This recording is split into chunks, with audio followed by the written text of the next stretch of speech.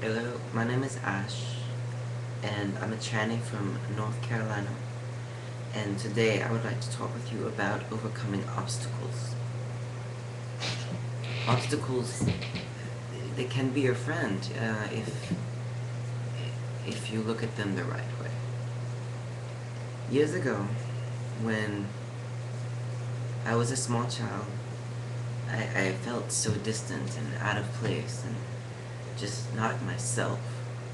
And I grew up in depression and all these terrible things that pain and just disengaged and unaware and afraid and depressed and anxious, and it was just awful, and I had no answers. I just knew something wasn't right. So when I was 9, I got so upset I started pulling out all my eyelashes. We just pull one out at a time, and the tingle, the pain kind of snapped me back to reality. It felt good. It relieved me. Um, I did that for 13 years, and then when I was 22, I realized that I knew why I was suffering so much. And it's something I'd known, but I could not say it. I can't do this, I would say. I cannot do this. And I told my father and my mother, and I said, look, I think I was born in the wrong body. What? They would say. What the fuck are you talking about? It's the wrong body. I'm not happy, I'm miserable, I've already been through a suicide attempt, and I'm not happy. And then I start taking HRT, hormone replacement therapy. I've got to do something. If I don't do this, I will die. So I take it, and I inject myself with a needle in my thigh every week with testosterone. And then I take time and I wait for the changes. These changes, they're gonna happen, the changes. What changes? What changes? Oh, welcome to changes. I'll get broad. One day I'll grow facial hair. One day my voice will drop. I'll feel complete. One day. 2 months in, I go visit my family, and my father, he sees me. I come downstairs and sit on the porch that morning, and he sees me, and he can tell things are different. And I guess he didn't think that I was really going to go through with it. And he asks me, he says, are you on these medicines? I said, yes. Yes, I am. This is unacceptable. I want you to go talk to a preacher. I want you to realize that this is a sin. This is not of God. I want you to stop and seek spiritual guidance. Okay? No, it's not okay. It is not okay. I don't know what you want to tell me, Dad. I don't know what you want me to say. It is not okay. And he grabs me. This is what the fuck you were born. And then we fight. He slaps me. I stand up, I take a swing at him. He kicked me out of the chair first, and I missed when I swung, and he hit me again, and I pick up this wrought iron table, and I pull it behind me like a baseball bat. Motherfucker, come near me. Do it. And I couldn't wait. I was so angry, I didn't have the patience. And I swung this wrought iron table at him. He caught it with his hand, which it broke, and deflected it, and it fell to the ground. And he grabs me and he throws me to the ground. And I'm screaming, kill me, motherfucker, just fucking kill me, put me out of my misery. And he strangles me. And I'm screaming, he's strangling. And it gets a little tighter. And I lose the black, you know, it just, when you're strangled, you go black. He lets go. I come to. And he's sitting there. Just calm. I sit up. He says, let's talk about this. Hell no. I run as fast as I fucking can run. And I jump over the fence, and I jump over another one, and I get in the farmhand's truck, and I peel out that driveway. I'm done with all of this. Driving down the road, I thought, what's the point? What's the point of anything? My family hates me. My father just laid his hands on me like he had never laid his hands on me before. My mom just witnessed it, did nothing.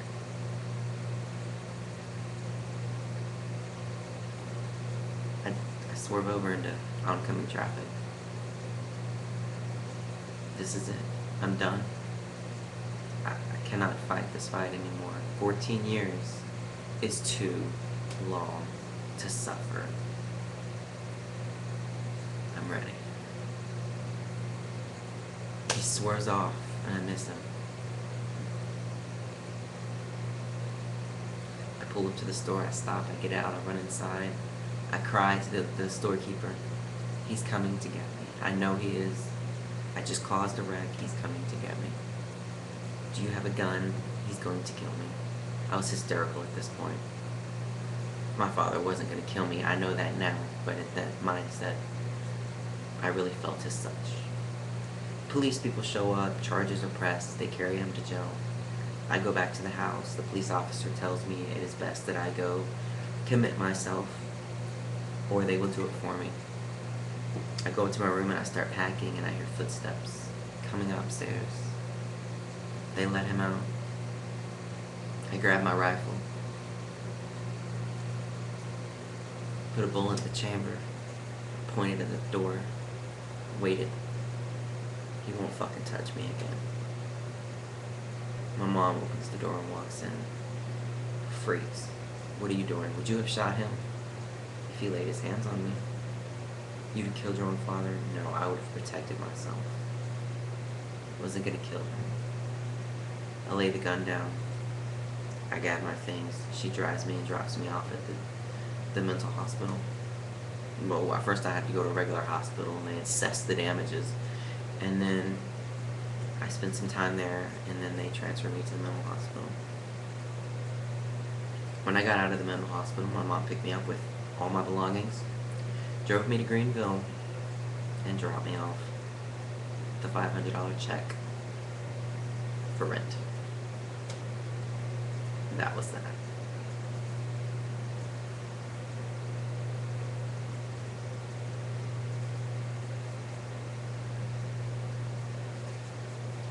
June 19th, 2009. I lost everything. Because I lost my family. My security, the little mundane things like my car, my financial security, all that was lost as well.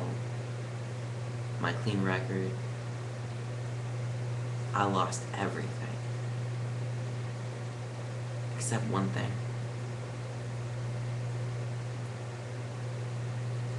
I learned how to love myself. And I realized the worth of that and that alone. I get to Greenville, I'm dropped off, I go upstairs, she leaves. I lay on the floor and I cry. I cry for days. I might eat, I might take a piss, but I cry. I cry my eyes out, they itch, they're dry. I heave, I'm done. What do I do? What's the point? Why did I survive? Take me, Lord, take me now. I'd scream. Take me. Why?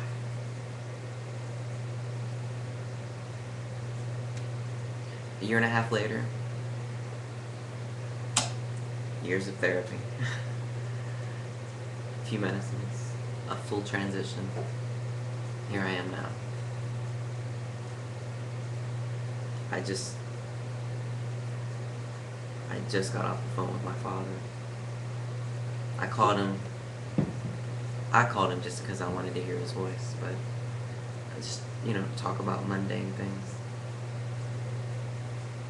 And he said he loves me. And to hear that, after everything, after all that I knew in my heart at that time that I had lost forever, he tells me that he loves me. He is here for me. And everything that we went through and that we will go through,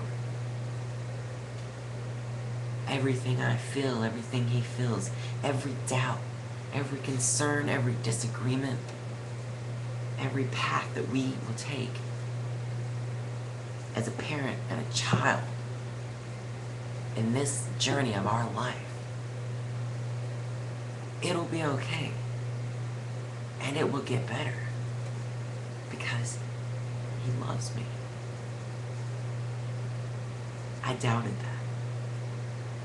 I doubted it for the year and a half we didn't speak or see each other. I doubted it deeply. And to hear him say it, without any knowledge of what it does to me, to say that he loves me, it fills me with joy, hope, a blessing, faith. It fills me with everything that I lost in tenfold.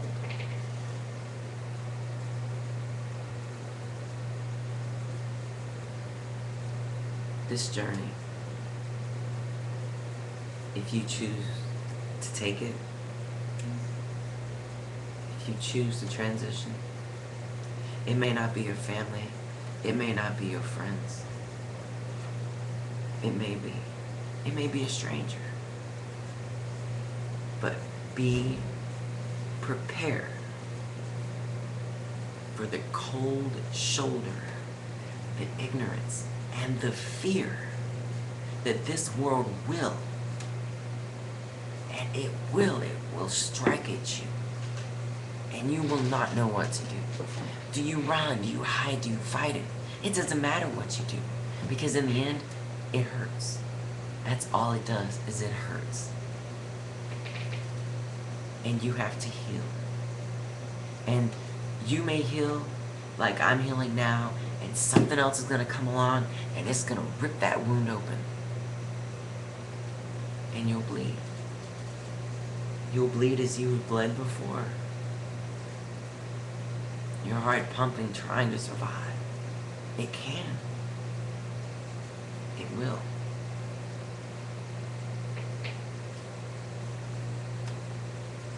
Don't give up. My life, I know, will not be a Cinderella story. My father may never agree with me transitioning, but he loves me. And the point is, that's what you've got to know. You've got to know what you have.